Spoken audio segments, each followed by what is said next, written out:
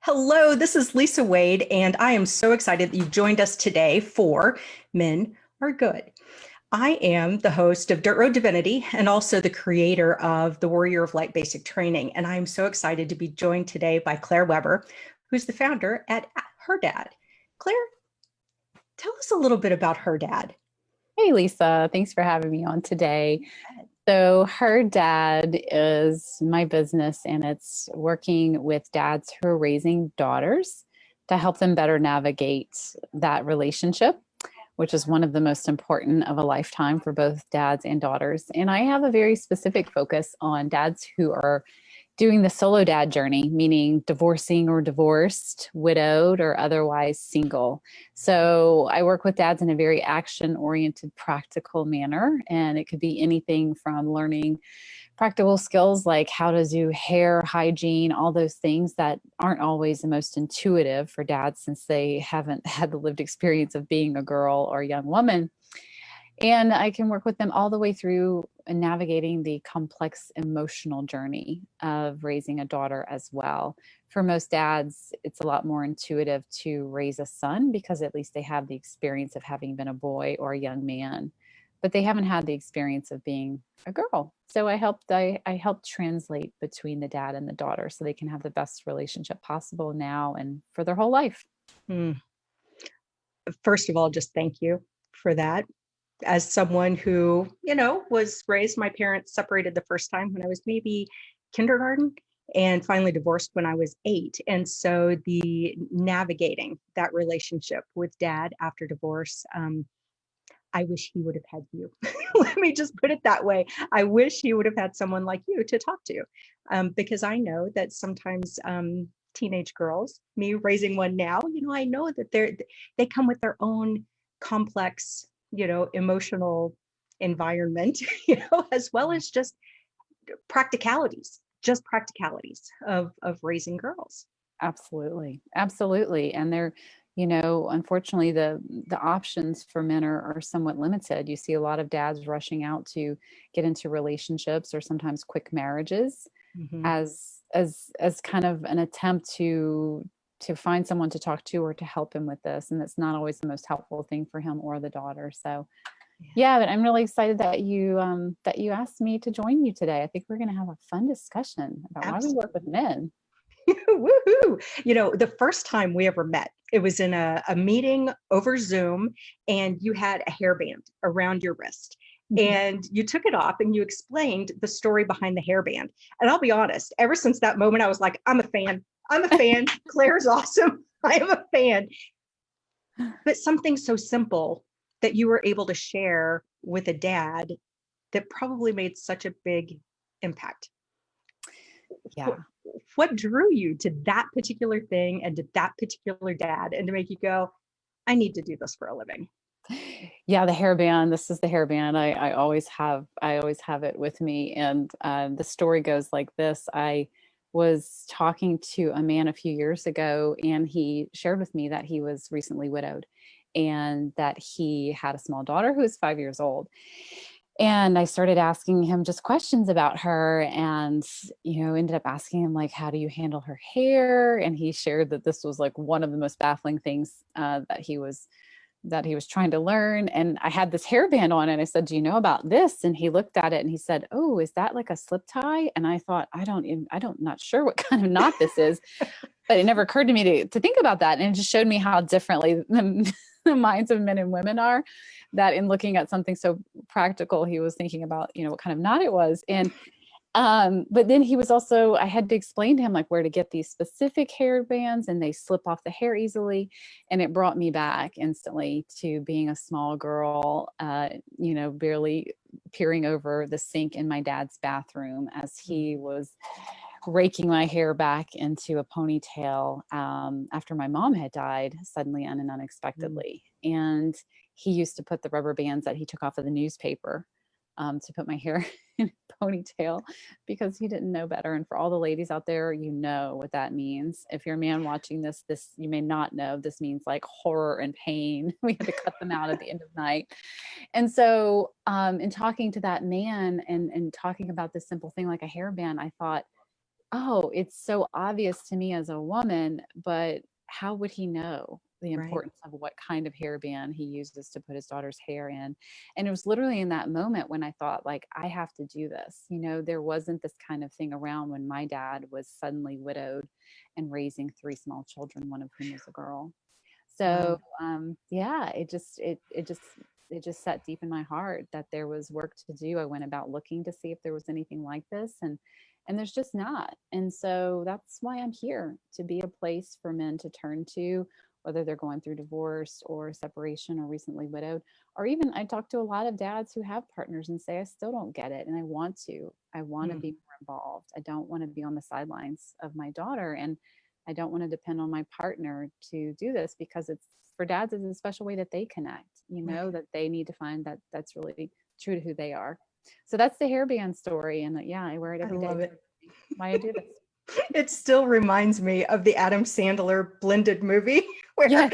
Adam Sandler, widowed and raising three daughters, and he's putting his youngest daughter's hair in pigtails using bread ties. Yeah.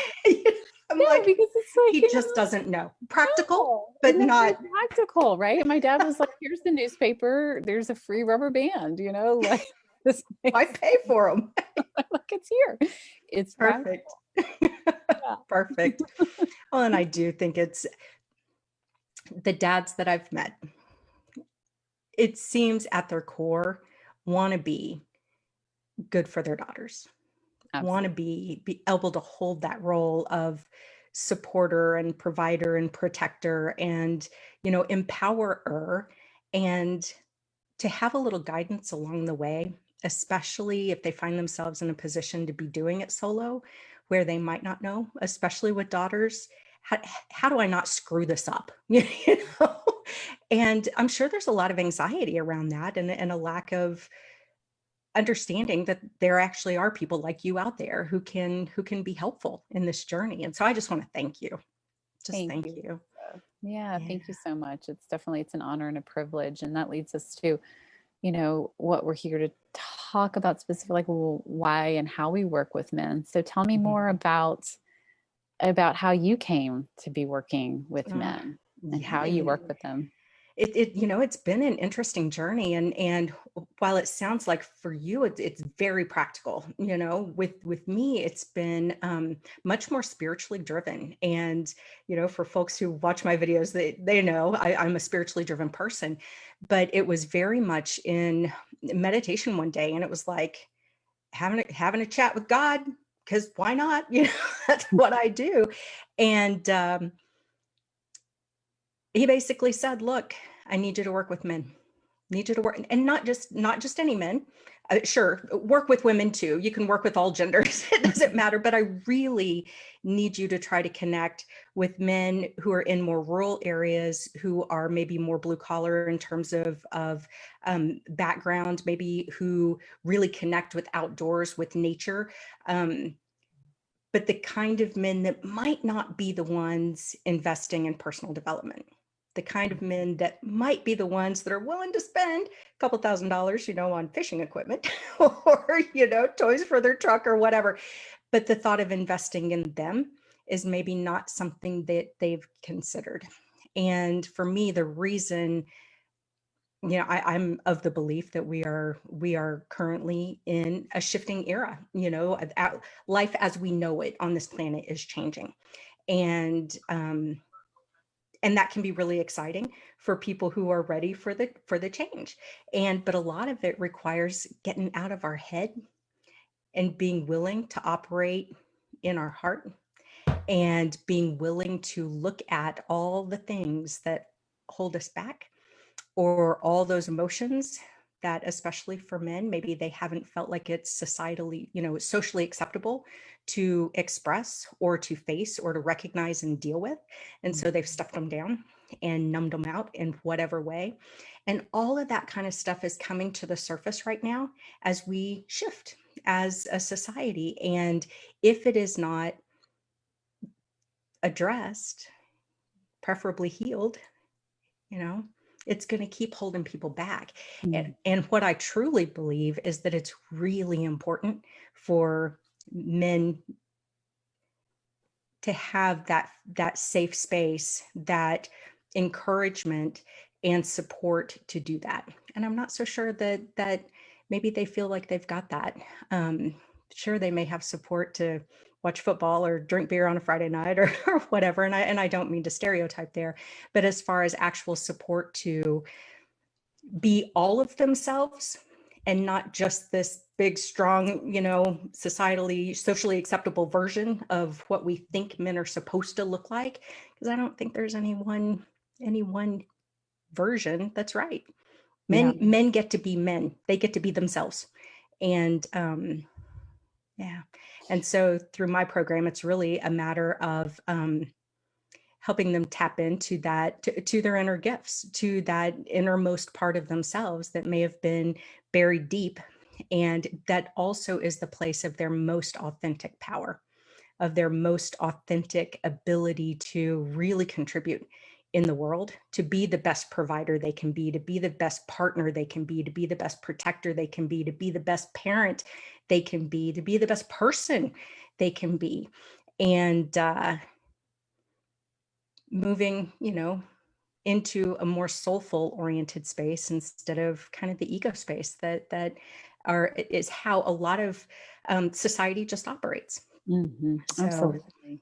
That's yeah. beautiful. And thank you for your work that you're doing. I think that it's, any way that we can contribute to supporting and helping men to evolve and to be more fulfilled in their fullest expression. You hear the term being inside of the man box, like inside of this really constricted, narrowly, societally defined area. And I talk to so many men when they do really open up and say, like, I feel like I'm in a straitjacket. Because if you think about it, it's like men are getting so many conflicting messages right now. It's like, for sure, don't be aggressive. And, a lot of these things that are kind of stereotypically natural expressions of high masculine energy, like, that's not okay. So pull that back.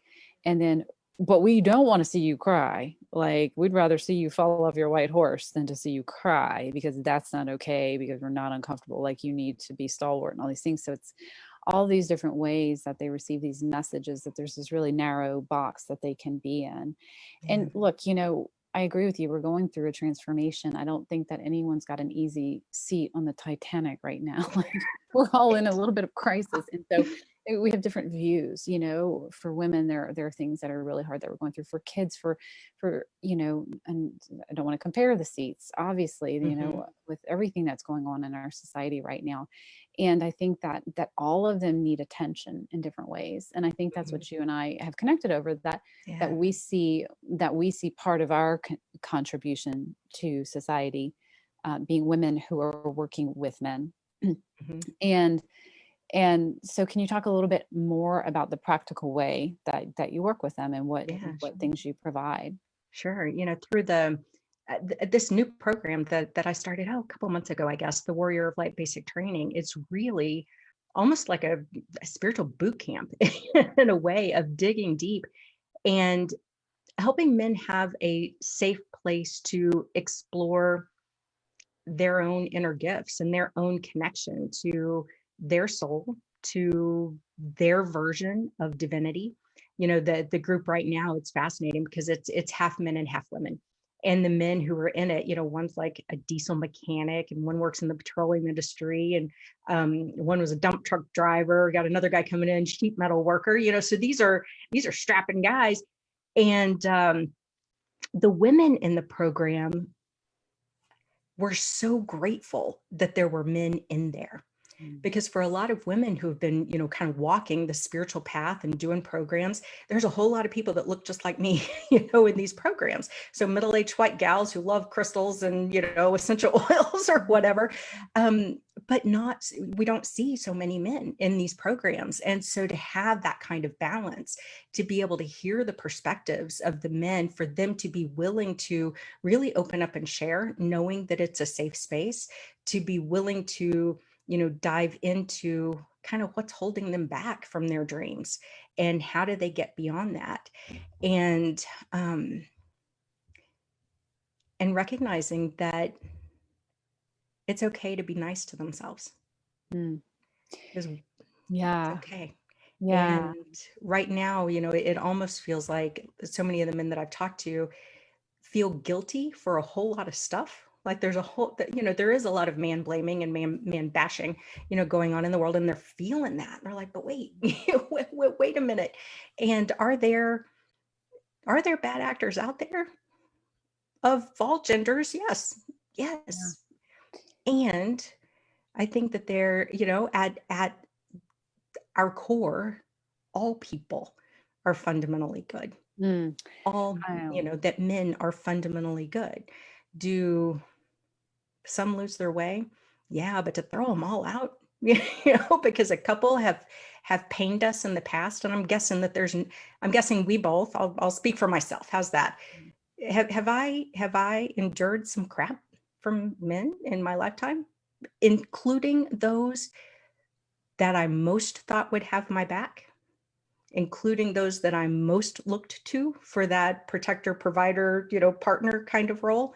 Absolutely. And am I willing to completely give up on men? Absolutely not. Mm, Because I wish any of them, would have had people doing what we're trying to do in terms of helping them kind of hold all of who they are, just not this one, masculine version over here of what they think they should look like, but like the entire thing, all of them, the incredible mind, the incredible heart. Emotions are okay, strength is okay, feeling weak sometimes is okay, falling off the white horse is going to happen. You're not always going to have all the answers, and that's okay. mm, And let mm. me be there for you when you don't, regardless, friend, client, partner, parent, and being willing to accept that for so many people is really hard, especially men, from what I've seen. Absolutely. Yeah. Yeah, like you said, the fundamental viewpoint that men are good is something that you and I have connected on. Mhm. This idea, this belief that men are good, and I'm sure we both came to this in our own unique ways. But I didn't always think that for sure. I didn't think that. I held a lot of bitterness and resentment and a lot of defensiveness towards men for a long time in my life until I really started looking at what was going on around me, like not what was happening in my past or or what was being portrayed in the media or what other people were telling me their experiences. I literally looked at like what was going on around me day by day by day. And when I started doing that, I noticed men everywhere were doing protective things, helping kids cross the street. We're moving out of the way to let people go. There were all these ways in the day-to-day world that I saw men being really good. And when I started to accept that as more truth and reality than things, one offs that had happened in my past or what I see on the media, and I really started to live in that place and to see men as good. Like the more I looked for it, the more I saw it like absolutely everywhere. And it led me to make a distinction that I think is so important that, that there are men and there are women and there are hurt people Yeah. and there are hurt people that hurt other people. We've heard that. But I had always, put the two together, that there are hurt people in men and they're one and the same. And when I started to make the distinction that no, that's not true, there are hurt men and there are hurt women. And I think another point is that yes, there are men out there hurting people, of course, and there are women out there hurting people, of course. And I think that the more stereotypical expression when men hurt people is acts of violence and aggression that tend to make headlines and police reports, whereas in general, more stereotypically, when women hurt people, it's not the stuff that makes headlines in newspapers, but it's equally as damaging. And so I think that's why sometimes there's more emphasis placed on the way that hurt men hurt people. And there's a more perception that men are bad in general as an entire species. And I think it's so incredibly damaging. Yeah. It's incredibly damaging to men, to women, to children, to paint all men with the same brush when it's just actually a small part of society that that are hurt and are hurting people.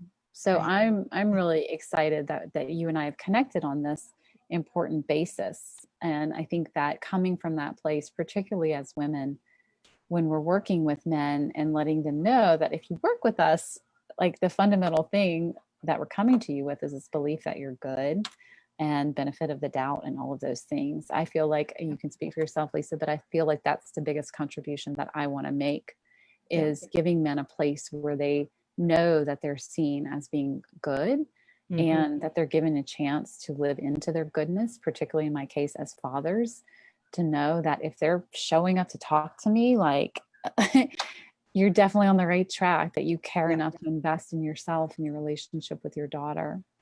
Absolutely.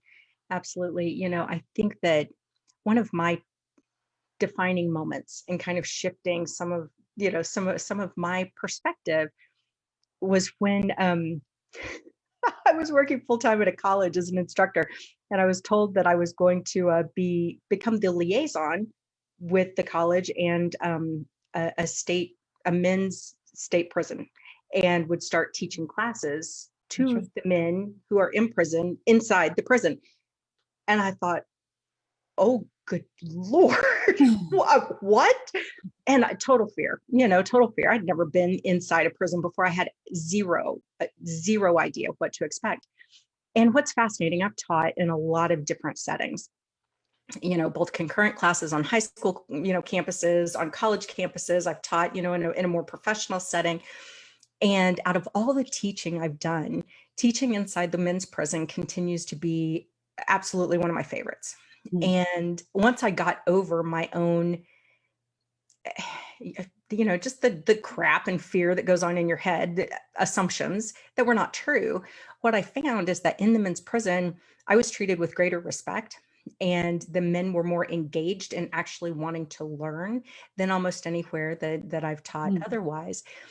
And I think part of the reason, and this is part of what I bring into this work as well, is I treated them like human beings. I treated them like fundamentally good human beings. Have they done bad things? Yeah, they were very clear on that. They knew exactly why they were where they were, but they had an interest in doing what it took to be better. Here in this case, they were getting an education so they could be better, so they would have more opportunities, so they could do more good when they got out. And that fundamentally shifted things for me. My interest was, how can I make the energy better when I leave than when I came, but also, how can I encourage more of the students, in this case, convicted felons, but how can I encourage them to see good within themselves and to own that, and to allow that to be what drives and motivates and moves them forward?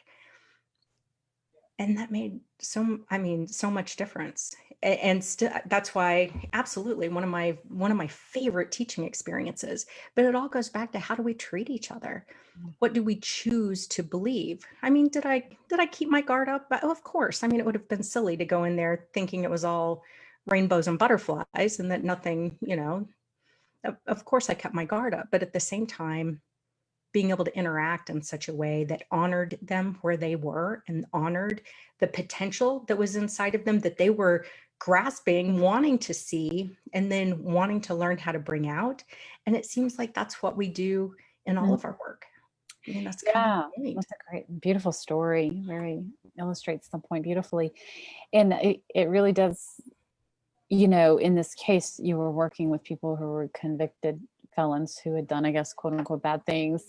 And I feel like a lot of the men that I interact with, they're not convicted felons, but they carry some of that energy. Like you were talking about, this sort of shame and guilt, this like I promise I'm okay, I'm safe, that there's sort of this presumption of guilt, guilty until proven innocent kind of energy that I get from a lot of men.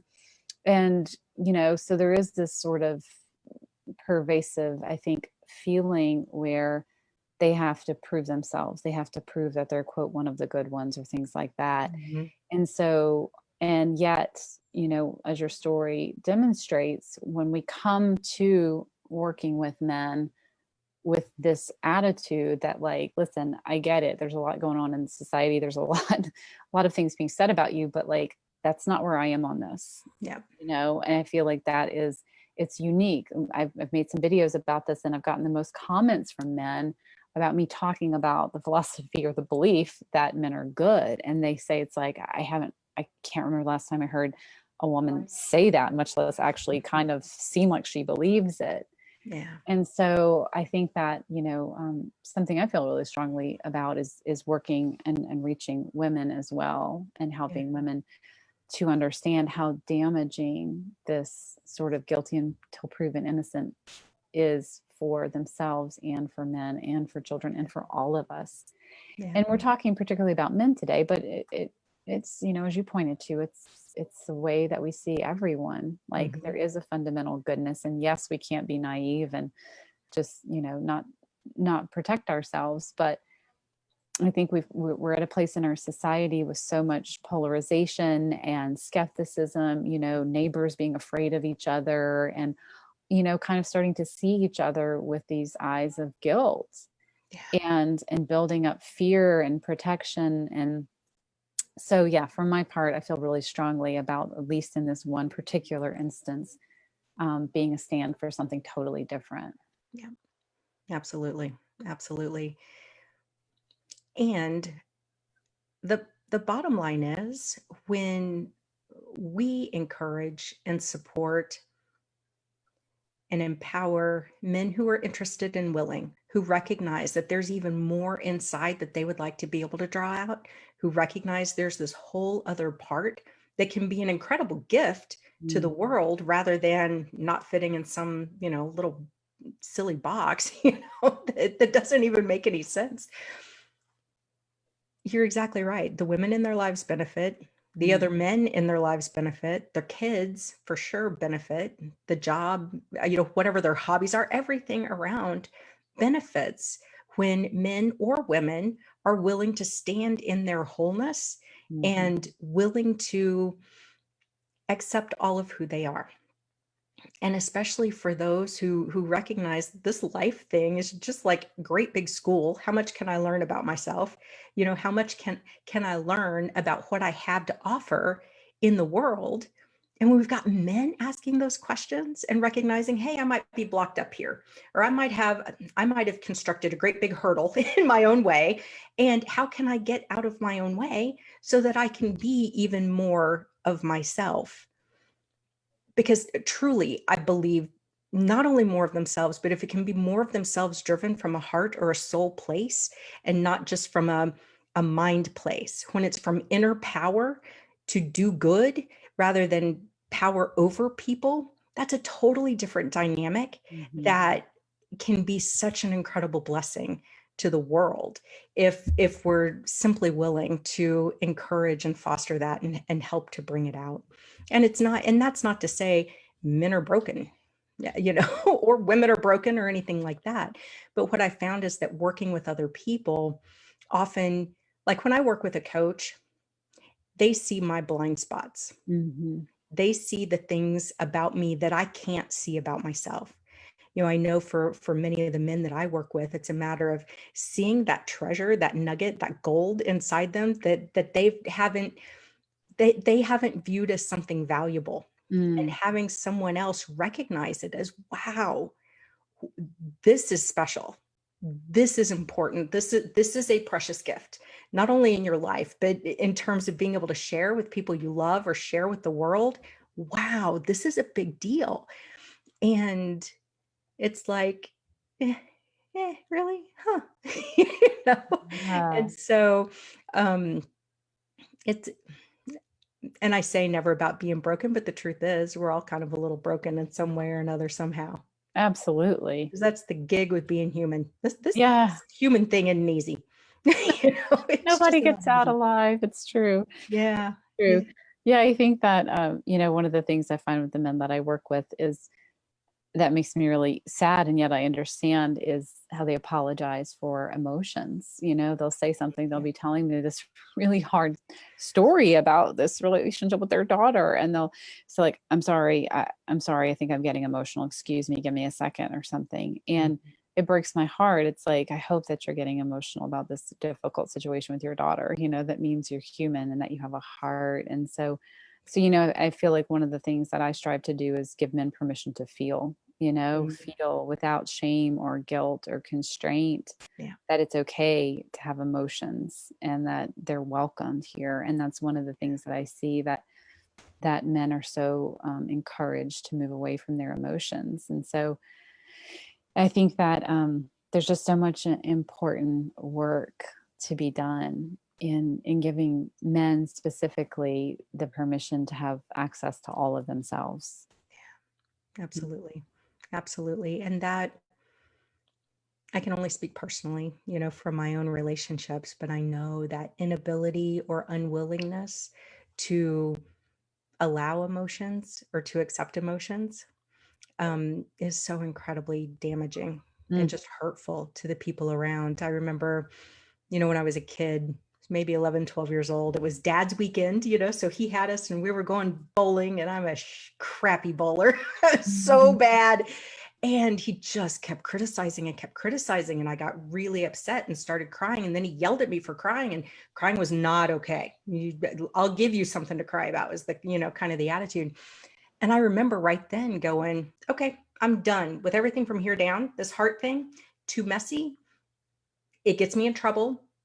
It hurts. I'm done with this. I'm going to just only be the girl in my head from now on. And it took me until my daughter was born to jump out of that, because it was just easier. And I thought, but I didn't realize, by cutting off the most powerful part of myself, I was cutting off the good I could do in relationships, the good I could do in the world. I was cutting off who I am. I am a heart-driven person. And so that's one way. But then, like, a much more recent relationship, huge heart, huge, beautiful heart in this man. He felt so much, and that was the way he operated, but he would never express and Mm. he wouldn't let it out. And it hurt, I could tell. And so I think that there became, drinking issues as a way to numb out that pain. And, so often it's the isms. Pick your ism. Oh Pick yeah. your ism. In this case, it was alcoholism, but pick your ism that gets between us, that gets between us as humans. And Hmm. when we can create safe spaces to where those isms no longer feel necessary, Hmm. where that's no longer a way of trying to protect self, and a recognition that it causes division instead of union, division instead of pulling together as a couple, as friends, as a human race, Hmm. you know but that willingness to tap into what hurts, but also what brings joy. Right, Brings because you lose joy. access to both. When you Yeah. cut off one, that you use the word the most powerful part of yourself. By cutting off the most powerful part of yourself, you cut off the most powerful part of yourself. It cuts both Yeah. ways. When you suppress the ability to experience sadness and pain, you also suppress the ability to feel joy and happiness. So it cuts both ways. And I often tell men that I work with that, like, these emotions, when they're repressed, they're just being held in escrow. They're like, Oof. they're not going anywhere. They're accumulating interest, and they're always going to come calling, Whew. and so if they're not dealt with, that they're just compounding interest. Things like grief, that goes just stuff down, cut off, move along. That's not going anywhere. Yeah. It's just accumulating a debt over here, and it's running on the system, and just holding up a lot of charge. And and I don't work too deeply with men in those areas. I'm not a therapist, and I don't aspire to be in that context. I work with men, as I think that you do too, very much in the action oriented focus about, like, where are things now, where do you want to go, like, how do we take actions to get there, let's focus on the results that you want in your life. um, but when I see that there are these really big emotional barriers, I hold space for those things and encourage them to find places where they can really, really, really go deeply into those things, because they're not going anywhere. And when dads are raising daughters, and like the experience you talked about with your dad, often what I find is that men who talk that way to their daughters, criticize them or tell them things like, I'll give you something to cry about, it's usually because they are so out of touch with their own emotions, and they're so terrified because there's so much that's being held in escrow that if they tap into it, it might be a volcano. And so often there's nobody like their little girl that touches that emotional place in them. So she must be shut down. She must be cut off at all costs. And so unfortunately, what the daughter then does is internalize that her emotions aren't safe. She better cut them off.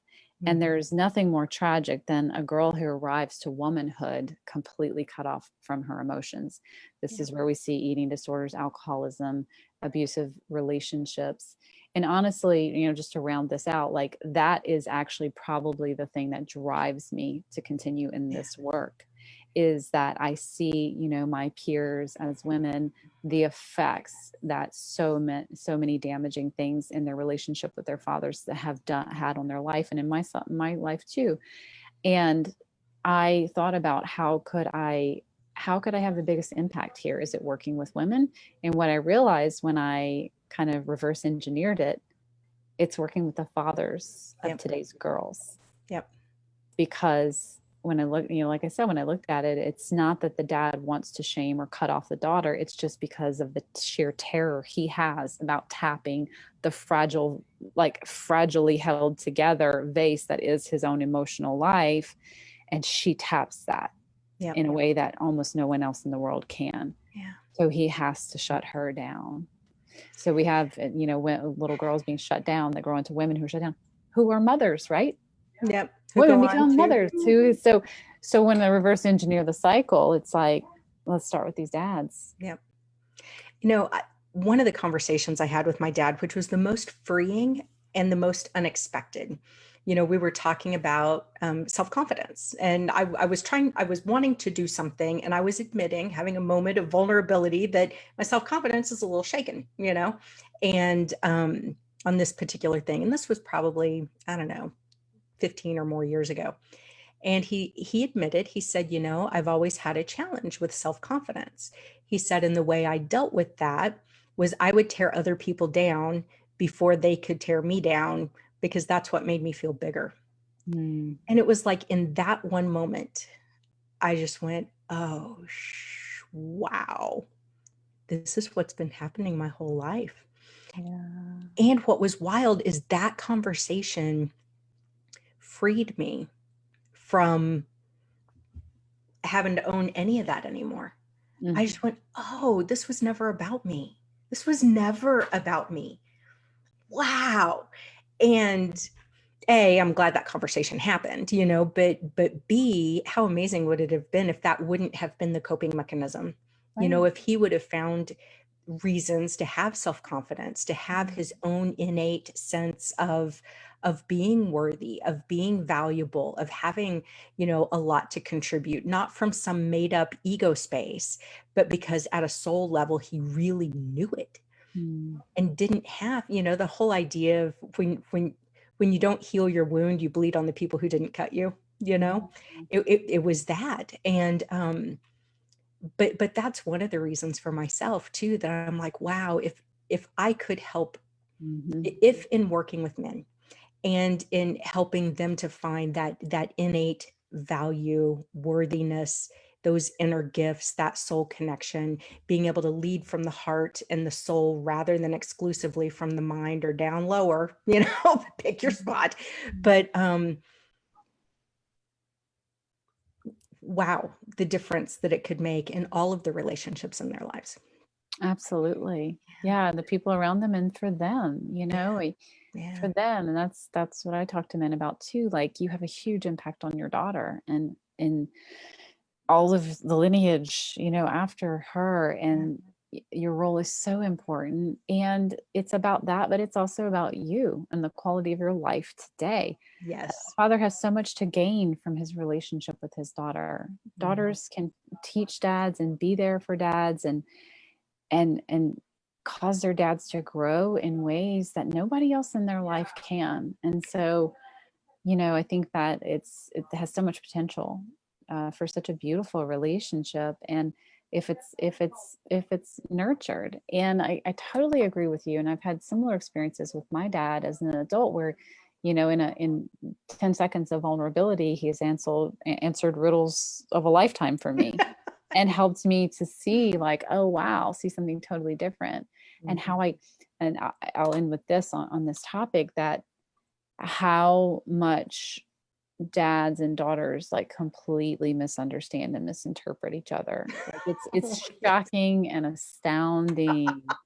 Yes. And it could translate to almost any relationship between men and women too, that we really, really, really, really misunderstand each other a lot, and what could have been completely good motives. Like even your dad with the bowling, so many dads, want to teach their daughter to like toughen up, and the little girls hear it like, I'm not good enough for him and I'll never be, like the way the messages are so misinterpreted.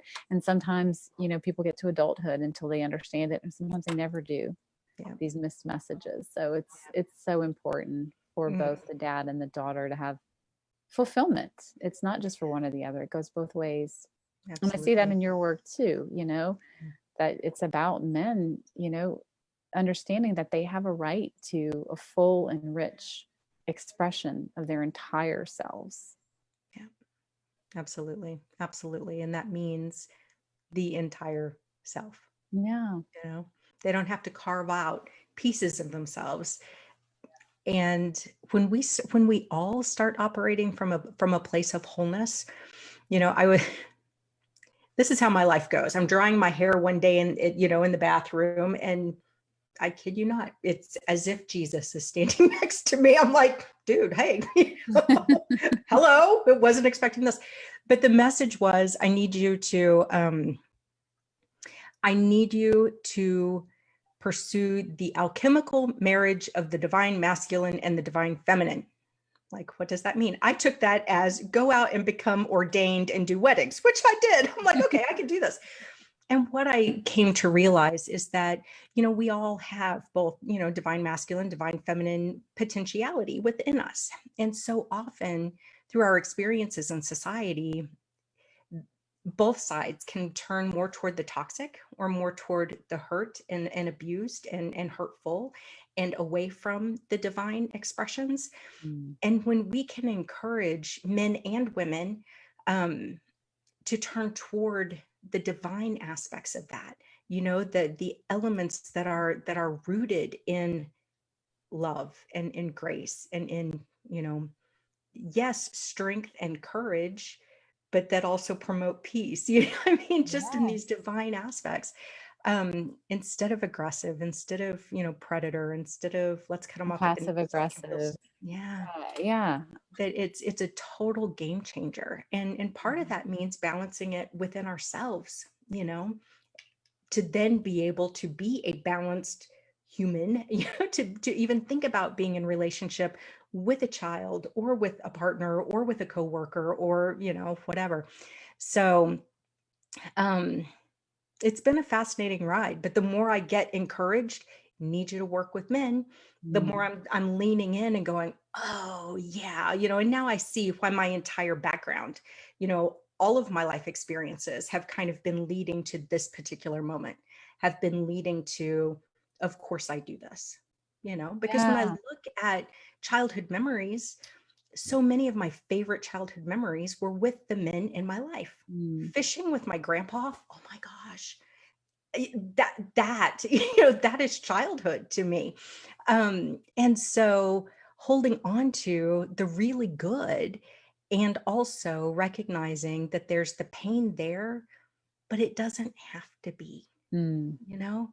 We can work with people to create more positive instead of pain, to create more empowerment instead of disempowerment in themselves and the people around them, their children, to create an uplifting rather than holding down, type environment. And that's why I'm all in.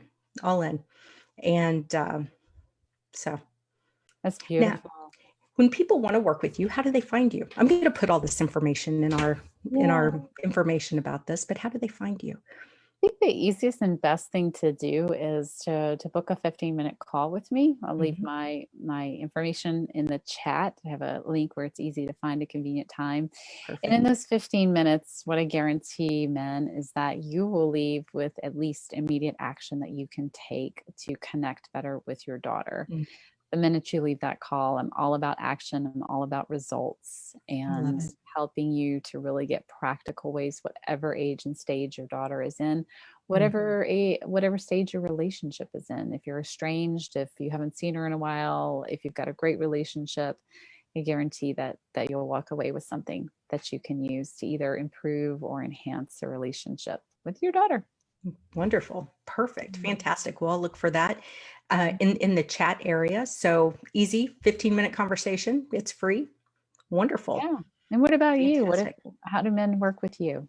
I've got another segment of the Warrior of Light basic training coming up that's actually kicking off again next Monday, the 19th. And so, this is basically a 6-week program that includes both online classroom work where I have videos and worksheets and stuff like that, so that people can explore some of these concepts in their own time and at their own convenience.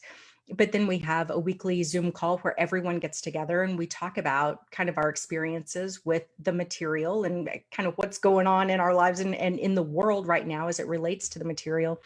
And then also 2 one-on-one conversations with me. And the whole point of this is to really help people hold and amplify their own light, their own inner light, and to learn how to manage their energy in such a way that during these just crazy times, the world is wild out there, that they can navigate through these wild times with greater grace and not feel so frustrated, aggravated, pissed off, ready to, go off, um, or just sad.